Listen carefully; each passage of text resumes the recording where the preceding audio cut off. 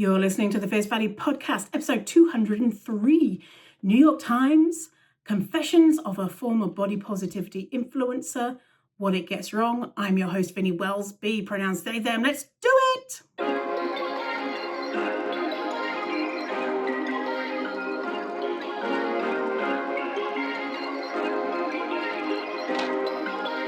Perfect.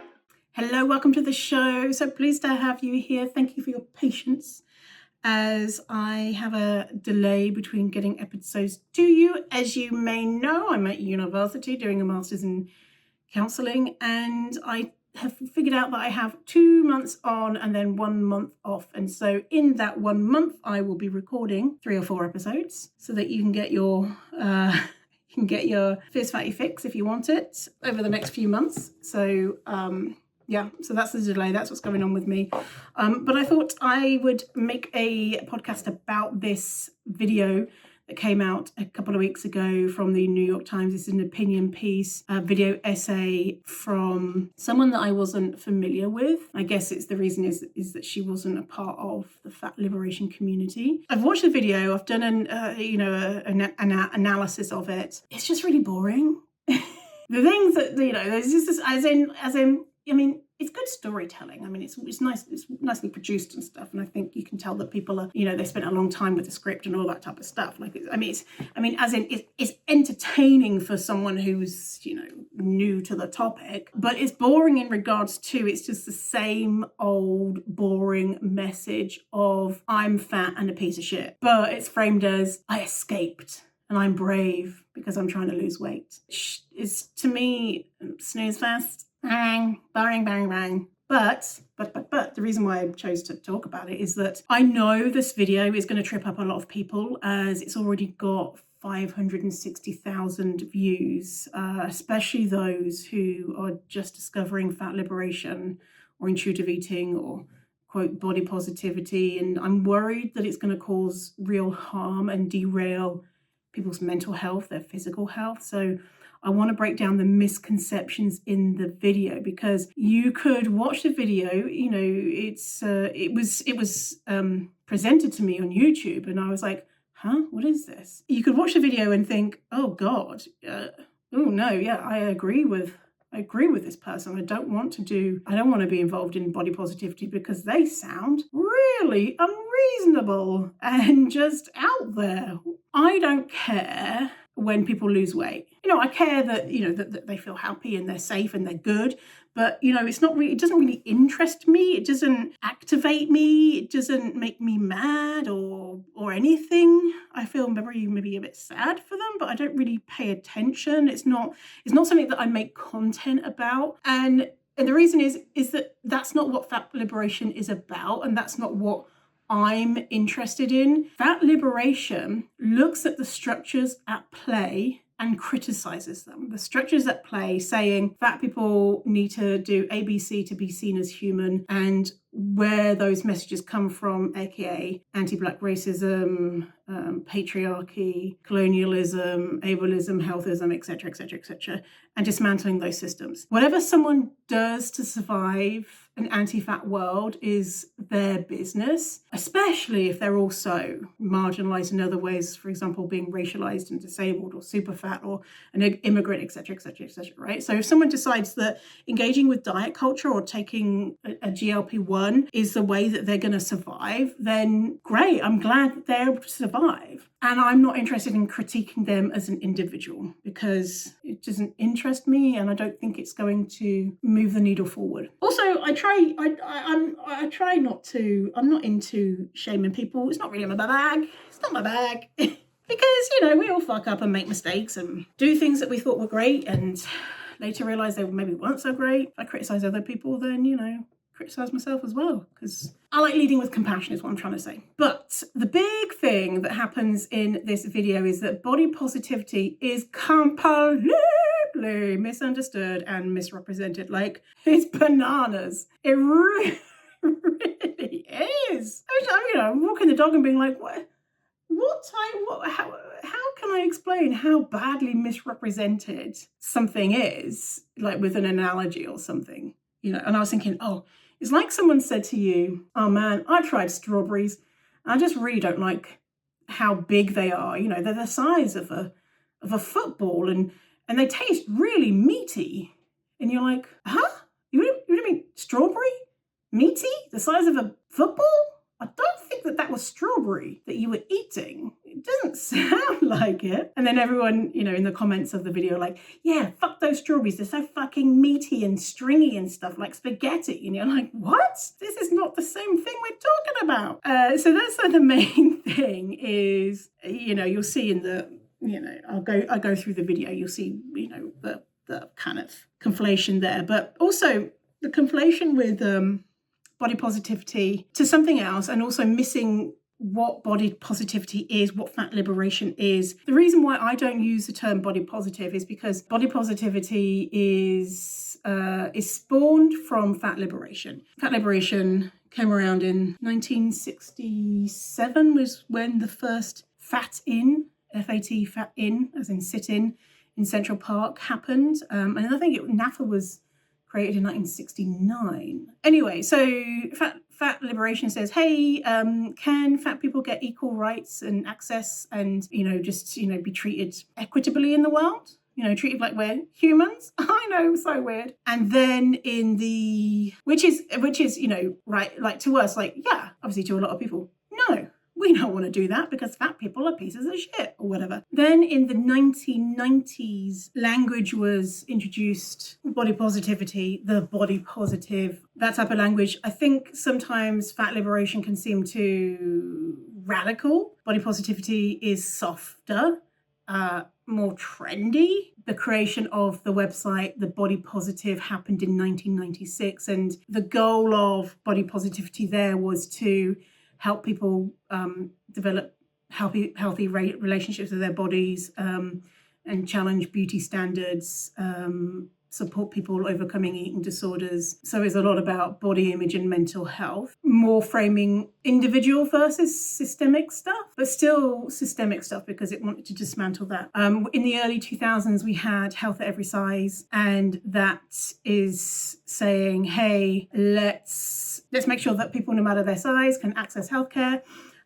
Let's look at different ways that we can monitor someone's health outside of their body size, because it's not something that we can change. And then we had in the 2010s, we had the commercialization of body positivity, and the movement expanded when brands adopted this messaging. Why did they adopt it? To sell more shit. So, you know, Dove had that whole campaign, you know, Real Beauty campaign. It kind of shifted the narrative from an activism or political or civil rights movement, which is what fat liberation is, into this fluffy version of focusing on an individual and their looks and saying, you're beautiful, everyone's beautiful, this aesthetic focus and personal empowerment.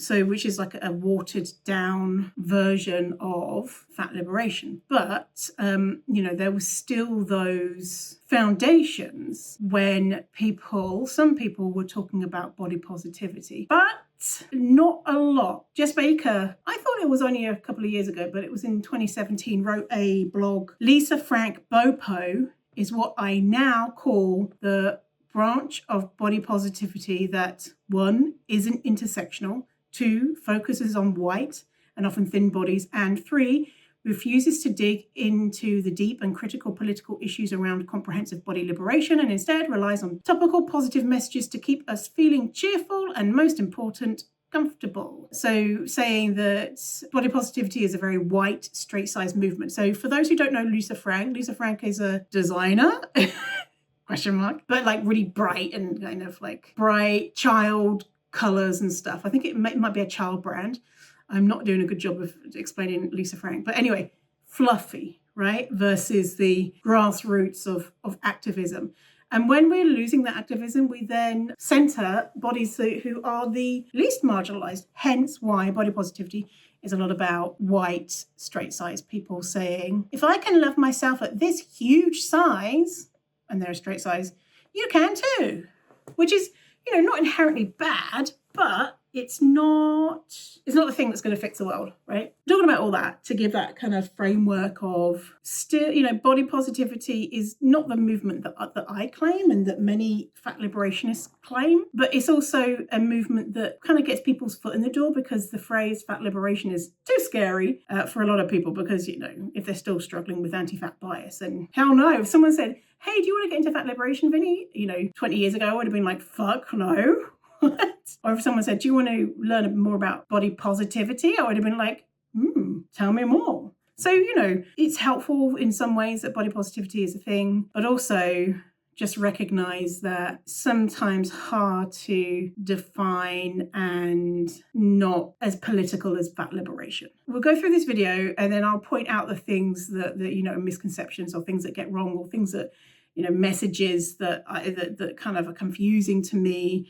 And please don't go to this creator's page and, say anything. I just want you to be aware, so that if someone comes to you, or if your brain comes to you and says, you should not be working on and learning anti-fat bias, because if you do, it means that you are going to die within 5 seconds, or any other misconceptions in this video, then you can be like, oh, wow, actually, that's a misconception.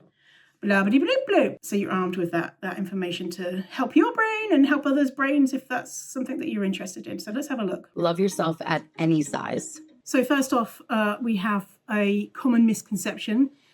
Love yourself at any size. This is a play on health at every size, and health at every size is often, the misconception about it is that it's HAAS, health at any size, but it's health at every size, meaning that fat people should be able to access healthcare no matter their size, and not that fat people are healthy at every size or at any size. So that phrasing there leads me to think that she's pulling from health at any size and misconstruing that. And also, she preached this, quote, simple message, and she goes on to say she's wrong. So should you hate yourself at a certain size? What is the weight limit for self-love or loving yourself at any size? Who is thin enough to be worthy of loving themselves? So simple message, but now she's going against it. Let's continue. I risked it all. I don't care how trendy or cute or fun it seems to be fat. You got to really think about your health. Love yourself at any size, but she says, I don't care how trendy or cute or fun it seems to be fat. When were we told that it was trendy, cute, or fun to be fat? Because I have never got that message. Have you? And also she says, it's not trendy or cute or fun, but you have to have fun to be fat. You have to think about your health. Why does being fat mean that you're not thinking about your health? Don't forget that your heart has to beat, babes. I'm going to tell you how I got here. So she said, love yourself at any size, but don't forget your heart has to beat, babes. Why does loving yourself equal that your heart is going to stop beating? Like, I don't understand it. She said she preached a simple message, love yourself at any size. Why does loving yourself at any size equal heart stop beating? It doesn't make sense to me. And the reason is because she's equating body acceptance with fatness with ill health. So one equals the other. Fatness equals a heart that stops beating. From championing body positivity to renouncing it. But I'm from the Bronx, where having a curvy body and a fat ass is what you want.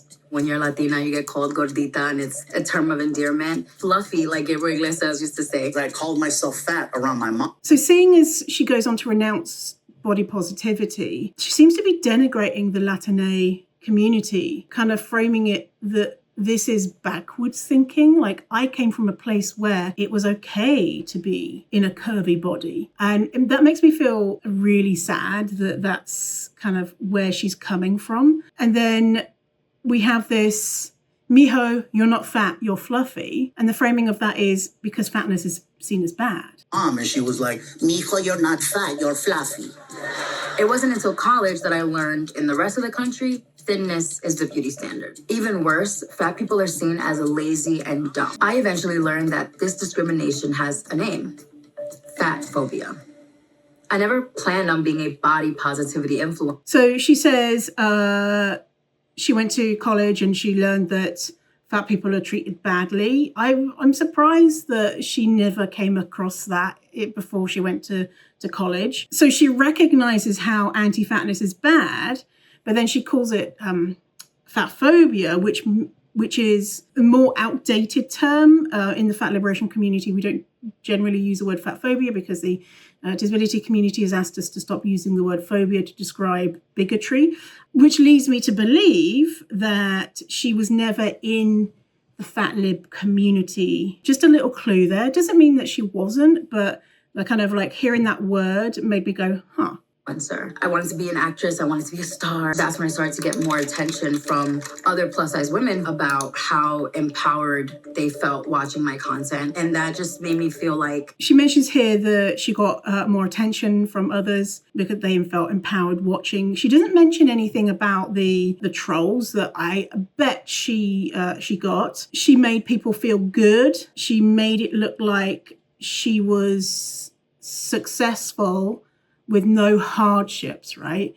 It kind of is framing this period in her life as it's one big party. But as we know, being fat on the internet is really fucking hard. Feels like omitting the fact that there were people who were saying probably awful things about her is painting accepting your fat body as only kind of running through the fields and, daisies and rainbows and stuff. And I think if she had also explained that it was really difficult, then it would give more nuance, but that's omitted. I have a collaboration with Google. I partner with GS Love Me and Forever 21 for sponsoring this video. I was on magazine covers and making headlines. It was the late 2010s, seeing a community that welcomes you with open arms and tells you there's no pressure to look this way, to be this certain weight.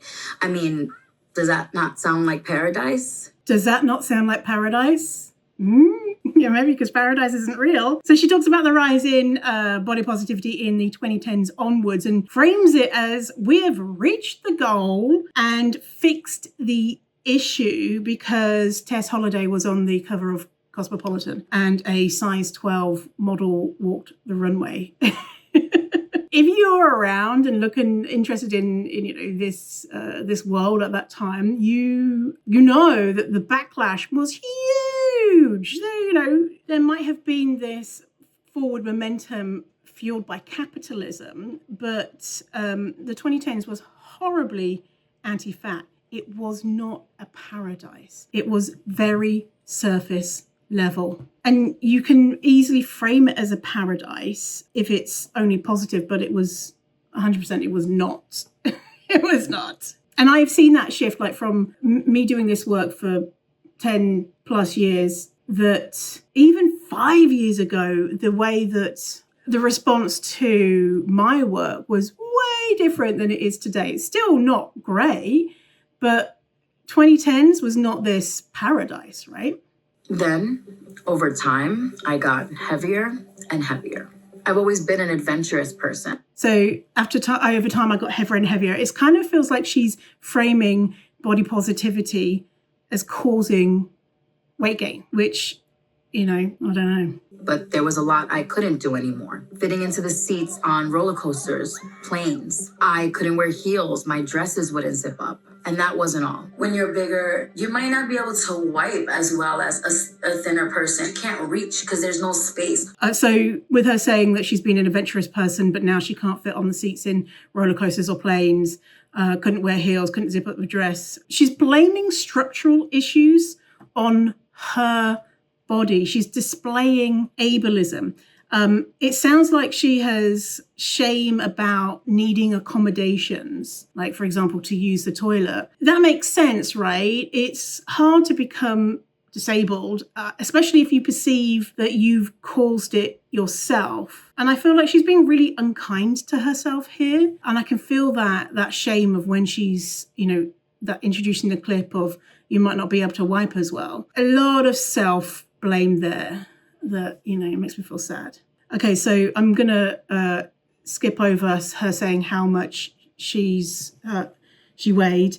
But they do a side-by-side photos of her in 2018 and now. I can't really tell a massive difference. I'm sure others, I'm viewing it from a fat positive frame. I'm sure others probably can, because there's a reason why they're showing them. But just having those side-by-side images, it's just, it's fucked up, right?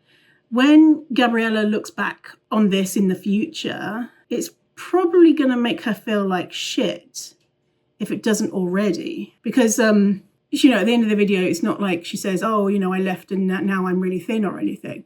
They're comparing her 2018 body to her body today, as if to say like, oh, there's the before, now look at her. And it's given self-flagellation for other people's entertainment. So at the end, they show her at the end of the video, they show her doing workouts, framing her as a good fatty, but I think she still has the same body size. Again, it sounds like she's just being really unkind to herself. Yeah, and it makes me think about what I said about myself when I had lost weight doing Weight Watchers. The way that I would talk about my former body, being like, ugh, I used to eat food. Ugh, how gross was I? And that really came from a place of shame and blame, and was anti-fatness. It was my anti-fatness, right? I started to wonder if loving myself at any size had become an excuse to ignore how big I was getting. She said, I started to wonder if loving myself at any size had become an excuse for how big I was getting. If you were really loving yourself, then in this moment, if you were gaining weight, you would be offering yourself compassion. You wouldn't be saying that you need an excuse for your body. And again, yeah, it's a lot of shame. I felt like I saw myself being brainwashed, essentially. I find this really interesting that she uses the phrase brainwashed. Notice how it's similar to, say, for example, a queer kid comes out to their conservative parents and those parents will claim, oh, they've been brainwashed by the internet, or that trans people are brainwashing the youth. It's a conservative speaking point that blames marginalized people for sharing information that refutes bigotry or celebrates the joy of their identity. I'm being brainwashed by this marginalized community. So yeah, conservative speaking point. Meanwhile, the language around body positivity began sounding more extreme online. There are a few words that I don't... It's really funny, but the language about body positivity is extreme online, and the kind of statements that are lacking nuance. Tess Holliday saying that she doesn't use the word healthy, which when you think about it with nuance, healthy, because the word healthy has been used as a barometer of worth, and healthy has been conflated with body size, with other systems of oppression, and so you can't be healthy unless you're not disabled, that you're white, you're thin, you're rich, etc. Right? So healthy is coded language. Also, we frame foods as healthy and unhealthy when that can be triggering for many people with a history of disordered eating or eating disorders, because all foods fit, and some foods might be more nutrient dense or less nutrient dense, and that's okay. But saying that all of this category of food is healthy and all of this is unhealthy moralizes food and means that we're stigmatizing people who eat food that we have deemed unhealthy, and we're moralizing people who are unhealthy for whatever reason, if they're disabled or whatever. And health is not a moral barometer, right, of your worthiness. So that's a long there's a nuance for that, but you just hear there are a few words I don't allow, healthy is one of them. And so without that context, someone who doesn't know about this stuff will be like, wow, well, that sounds a bit strange.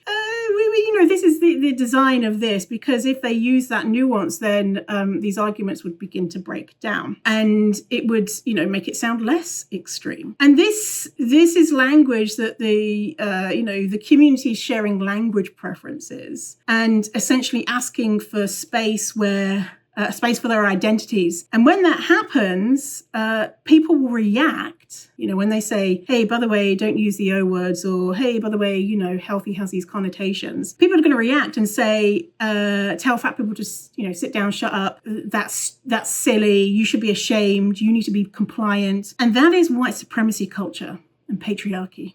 Right? So when a marginalized community says, hey, this is a language that we find useful, in this context, it's been framed as extreme. And think of any other marginalized community who've said, hey, maybe this word is not so helpful, and then being labeled extreme. Like, is it? Is it? Healthy is one. This comes up a lot when I talk about how the word obese is a slur. I don't want to step on the scale at the doctor's. I say, oh, I don't want to be weighed. Saying, oh, I don't want to be weighed today at the doctor's. Extreme! Oh my gosh! Really? It's just protecting your mental health there. I've even seen celebrities being attacked for losing weight. So I've seen celebrities being attacked for losing weight, and in this section we've been shown tabloid news shows doing the criticizing. I'm sure there are people online too doing criticizing when people are losing weight, absolutely. And I think a lot of that is disappointment from fans of celebrities who have been a part of a fat community, championing size diversity, who have then seemingly turned their backs on this value that they apparently held or people perceived them to hold. So I find it interesting that they're showing kind of news stories of this criticism. And I wonder if it's because there wasn't good evidence of people within the fat liberation community doing that.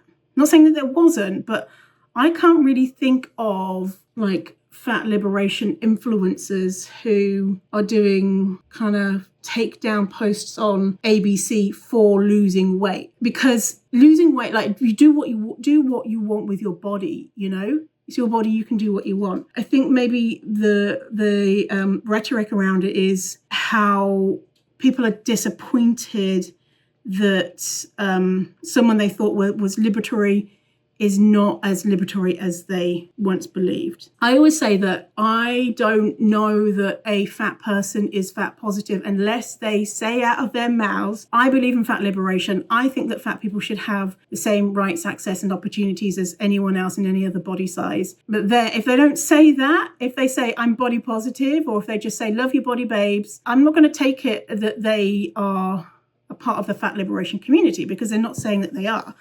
But a lot of people don't know that and take, those words of body positivity as I've got your back. I don't think that I would be better if I lost weight. I think that I'm worthy and I can at this size, and I think I can work towards health if I want to at various sizes. And, I think people get disappointed, like they've been hoodwinked. But have these people said that they're fat liberation people? Criticism after revealing she's taking a prescription medication for weight loss. The slim down star is facing criticism after her noticeable weight loss. It wasn't always like this. Years before, I had often talked about weight loss without getting hate. So she says, I've often talked about all that weight loss without getting hate. So she wasn't a body positive influencer then. She was a lifestyle influencer who championed weight loss, who happened to be fat. So this is a prime example, right? So Gabriella is a fat person, and so we could look at her and say, oh, she's a fat liberationist, but she's not. She happens to be a content creator, lifestyle content, and champions weight loss. And this video that she's showing how she says in the video, I'm depressed and doing what I eat in a day videos to lose weight and etc. That was from 2017, right? From 2017 to now, almost 10 years, people have become a lot more educated around what content might be more or less helpful for their mental health. And maybe in 2017, she had done that weight loss content and then she hadn't done it for 10 years. And so then her followers were like, oh, well, Gabriella is a fat liberationist, not realizing. So anyway, in 2017, she didn't get any pushback, apparently, is what she's saying. But as the body positivity community became more radical, I was scared to say the wrong thing. So I was scared to say the wrong thing, so I stayed silent after the body positivity movement community became more radical. This comes off as creepy men who are like, we can't say anything nowadays without people getting offended, and what they want to say is offensive stuff. They want to be a bigot and not have anyone say anything, or have people go yes. So 2017, Gabriella can say I want to lose weight and blah blah blah, and people are getting more clued in regards to the harms of anti-fatness. And so now people are saying, hey, maybe this is not so great, but we'll see what people were saying. So she says that she stayed silent. Did she stay silent? My friend died. I really believed that she was going to make it out of it. But in late 2022, she died at 37, reportedly from heart complications. She's conflating dying from heart complications as dying from fatness. We don't have information about what caused Jamie's death. But if you're in the mindset of fat people die, if fat people die, they die because they're fat, then this would be really alarming, right? Like, I didn't want her to feel like I was trying to tell her what to do, and I kind of wish I would have spoke up maybe more. And just let her know that I cared. And she wasn't the only one. So Gabriella is saying she wished that she spoke up more. I don't think fat people need any more people to pile on and tell them that they're fat, right? You know, her friend had this whole TV program about being fat, and guaranteed that she's heard many times that she should not be fat. So how would it have helped if Gabriella said, hey, did you know that you're fat and that you should be thin? So how would that have fixed the issues with her heart? A week later, another body positivity influencer posted this video. I ruined my life with food, binge eating, and lack of self-care. I'm hoping that it's... She died. She was 28. I don't know for sure if Jamie and Brittany died because of their size, but hearing their own regrets. So she talks about another person online, not a friend, just someone online who had type 2 diabetes and died, and says, I don't know for sure if Jamie and Brittany died because of their size. We don't know Brittany, the second person. We have no cause of death. So I looked it up and I was like, do we have something somewhere? So no cause of death is released. But she's saying, I don't know for sure if Brittany died because of her size. We don't know at all. And we don't know if Jamie did either. And it's the same shit for every fat person that dies. They died from fatness, you know?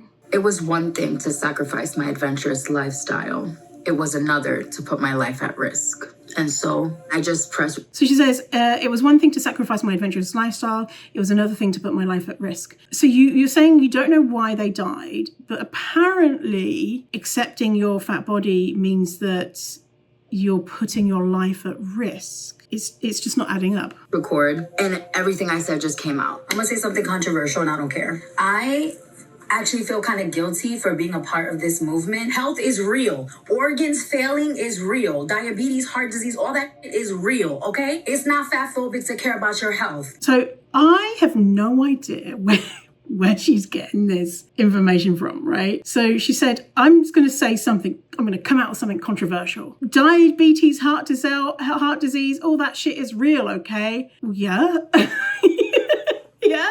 Yeah? Who's saying that they're not? What? So that's like that conflating of body positive. So what I'm hearing is that body positive people deny that humans have diseases. So, or deny that health is a concept. So she says, health is real. Organ failing is real. Yeah, I've never seen anyone even remotely, associated with body positivity or fat liberation saying, organ failure? That's made up. That's tooth fairy stuff. Don't know what you're talking about. It's just so strange that, what? I'm going to say something real controversial. Sometimes it rains, and sometimes there's clouds in the sky, and sometimes it's sunshiny. Yeah, I know, right? It was like, well, yeah, we know. How's that controversial? I don't understand. It's controversial because in her mind, she's framing, or she's misunderstood, or I don't know what has gone on, or misconstrued, or something. I don't know where she got this from, that this is what health at every size or intuitive eating or body positivity or fat liberation is about. Love to see the sources of that information, or if there's something that's gone on in her mind where there's just a little bit of crossed wires or something. Anyway.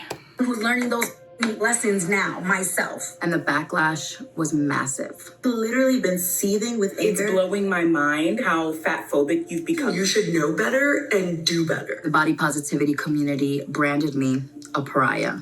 And so I left. Did they brand you a pariah? So they show on the screen all of the horrible comments that she got, all of the pariah branding comments. The comments are so mild, like, oh, sounds like she's got internalized fat phobia, and then one comment said, she hates herself and wants others to hate themselves too. That was the spiciest. That's the spiciest one I saw. But most of them are saying, this looks like internalized anti-fat bias. And I find that really interesting because you could, a fat person's social media, you can find nasty comments, right? But they're using these comments of like, sounds like you've got internalized anti-fat bias as they branding me a pariah. And it doesn't line up. And so she says, branded me pariah. The response was huge. So I looked at what happened to her social medias at that time, the amount of followers, right? So she has 450,000 followers. No, not 450, 405. Let's just say 400. Somewhere between 400 and 450 on the top of my head. Anyway, so I looked at her, 410. So I looked at her social media following. You can look on something like Social Blade or whatever to see over time the social media following. So she lost 0.6% of her followers in August 2025. And so I'm assuming in August 2025 is when she put this video out. So that's 2,700 people at the time she had 410,000. So the equivalent, so 2,700 people might sound like a lot, but say if you had 1,000 followers, that would mean losing 6 followers. That is not a lot. That is not a quote cancelling or some big reaction.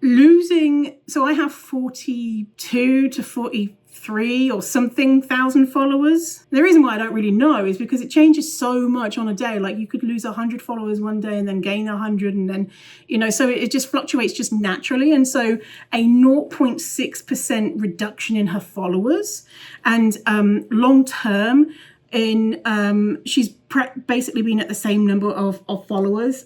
She got a big gain in 2022. I think she did a collaboration with a clothing company. And since then, it's been really steady, just a line across, no big dips, nothing exciting happening, going up or down in either way. So I'm not sure where I think maybe she perceived it as a big reaction, but the reality is that she didn't really lose. She lost 0.6% of her followers on Instagram. So she said, and so I left because I was branded pariah. But I don't know what that means. Like, what does that mean she left? Because she wasn't a body positive influencer in the first place. And also her bio currently says, the first thing on a bio says self-love advocate. So I don't understand. She left, but she didn't? Maybe because she's using the word self-love advocate, that's leaving? I don't understand. And now we have footage of good fatty Gabriella working out. Not everyone can control their weight, and no one should be mistreated for it. But what's not fat phobic is this. Being fat does increase your risk of health problems. Okay, so not everyone can lose weight and no one should be mistreated for it. But she's involved in a piece that is mistreating fat people that will lead to more mistreatment of fat people. And she says, not everyone can control their weight, but then she says, basically, fat people are unhealthy. So what are we going to do about it? What's the point? What's the solution that is being proposed here? Be fat, but be ashamed? Because, as she says, not everyone can lose weight. And what we know is that it's the vast majority of people are unable to manipulate their body size, and only a few % of people can. It sounds like she's saying, be fat, but be ashamed about it. Spend your life trying not to be fat in the hopes that you are one of the ones that can become thin. I don't know what the solution is. The solution is shame, right? Is what I'm hearing. Am I hearing it wrong? People are about 6 times more likely to develop type 2 diabetes. We have a 28% greater risk of heart disease. We have higher risk for 13 types of cancer. Up to 7 times the risk for endometrial cancer. Up to 5 times the risk for esophageal cancer. Colon, rectal, pancreatic, kidney. Higher risk of strokes. We can still be body positive while acknowledging these risks. We can still love ourselves, even if we want to lose weight. That's what real body positivity should stand. Okay, so we have all of these, studies show XYZ. Where are your sources? Let's see the links to the studies. Because what we know is that correlation does not equal causation. I read somewhere on the internet that someone was like, I hear people say correlation doesn't equal causation all the time, and I have no clue what that means. So just in case, that's you're like, Vinny, you say it all the time, but I don't know what you're fucking talking about. For example, on hot days, we know that people will go to the beach, and we also know that people might eat more ice cream because the ice cream van comes around. And we also know that maybe there are more shark attacks because people are in the sea more. They're at the beach, right? So if we take the data, there are more ice cream sales on sunny days, and the other data, more people are attacked by sharks. There's a correlation. So more ice cream, more shark attacks. That's a correlation. Can we say that ice cream sales causes shark attacks, right? The causation. So correlation, so we've got a correlation, but we don't have a causation. We can't say that ice cream sales causes shark attacks. So we have to get a little bit curious and say, let's look at everything else that could be going on.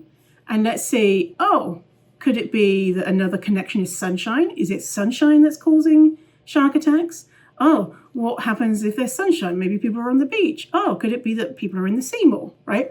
And so another problem with statistics like this is that most research linking weight and disease is not doing that work to say, but why? So the fat people are at higher risk for ABC, but we do not know that it is adipose tissue, fat tissue, that causes that increased risk. We also know that fat people have better outcomes in lots of different areas. Stay tuned for podcast number 205, where I'm doing the benefits of being fat, where I list a lot of those positive outcomes of being fat. And so there are many other reasons why fat people could have worse health outcomes in certain respects and better in other respects. And a lot of the worse health outcomes we know come from lack of good healthcare, experiencing anti-fat bias, that stigma, and yo-yo dieting. So they all independently increase disease risk. So it's kind of, you're not looking at the nuance. This video is very flat, right? There's not a lot of nuance. Someone on the internet who is fat died, therefore fat people die because they are so unhealthy. Therefore, if I don't hate my body, I will die, right? It's all just very flattened and doesn't do a lot of exploring or expanding on ideas. Because that's, it's nice to have like a binary kind of A, B equals C, this equals your bad, this equals your good. It feels good to be able to categorize the world like that. We can still be body positive while acknowledging these risks. They're not independent of each other, right? Being body positive, whatever that means to you or to whoever, does not mean saying fat people are always the most healthy people on the planet and never die. We never experience any ill health ever. Right? That's kind of the impression that I'm getting, is that body positivity to Gabriella means that you deny science, or that you're really unintelligent, or you're living in some fairyland or something. Like they're not independent of each other. So we can be positive while still acknowledging these risks. Yeah. yeah. And say, let's get curious about these risks. Where's it coming from? What's happening? What factors are at play? Let's investigate this. Let's not flatten the topic. We can still love ourselves, even if we want to lose weight. That's what real body positivity should stand for. Okay, so we can still love ourselves even if we want to lose weight. That's what body positivity should stand for. So she reframes the movement to fit her personal perspective. This is a common move, redefining a movement to make it seem more, quote, reasonable while distancing it from its political roots. So we can still love ourselves even if we want to lose weight. That's what body positivity should stand for. Well, that's not what it is. Body positivity, aka fat liberation, was never about requiring weight loss or centering weight change. It was about dignity and equality of fat people, anyone, regardless of their size. And it creates a straw man of body positivity. So a straw man it's a type of argument, right? Where someone will misrepresent or exaggerate an issue or someone's argument to make it easier to attack. So, for example, it's easier to say body positivity denies that fat people ever get unhealthy. So that's a straw man argument. Body positivity denies that fat people can ever get unhealthy. That's really easy to say, that's fucked up. What the hell? These body positivity people are absolutely unreasonable. But that's not what body positivity is. So her statement, body positivity should stand for loving ourselves even if we want to lose weight, implies that body positivity says you must stay the same weight. But body positivity is looking at pressure to change weight and systemic issues, not individual choices. So it's like saying the National Hockey League, they should stand for volleyball rights. Oh, what? It's a hockey league. Why should they be, interested in volleyball? They're separate concepts. So why should body positivity say, love yourself even if you want to lose weight? Sure, do that, right? But that's not what body positivity is or what it should stand for. It stands for the equal rights of people in all bodies, equal access. So you don't want equal rights and access and opportunities for people of all sizes. You want to say, actually, we need to change body positivity to make it say, love yourself even if you want to lose weight. Why? It's a different thing. Oy, oy, oy. Positivity should stand for loving yourself at any size and having the freedom to change it. So loving yourself at any size and having the freedom to change it.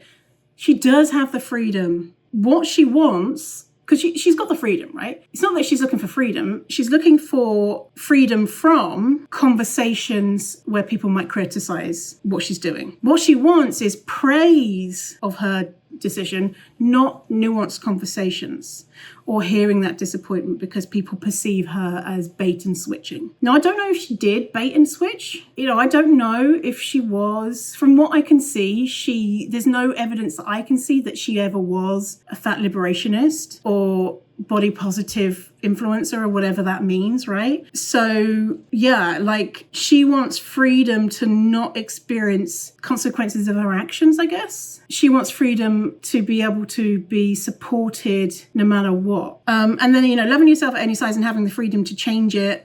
She's framing weight as health. It sounds neutral, but it just reinforces this, anti-fat bias dominant cultural narrative. So even if that statement sounds balanced, it centers weight loss as a reasonable direction, right? So because weight loss in that statement equals improvement, thinness equals health. Fatness is a problem to solve. Love yourself at any size, but have the freedom to change it because we believe that you should change your body, that body positive people or fat liberation people are literally, holding diets behind a glass screen or something. And she's like, give me the chance to lose weight, please. And body positive people are like, no, get back. You need to stay fat forever.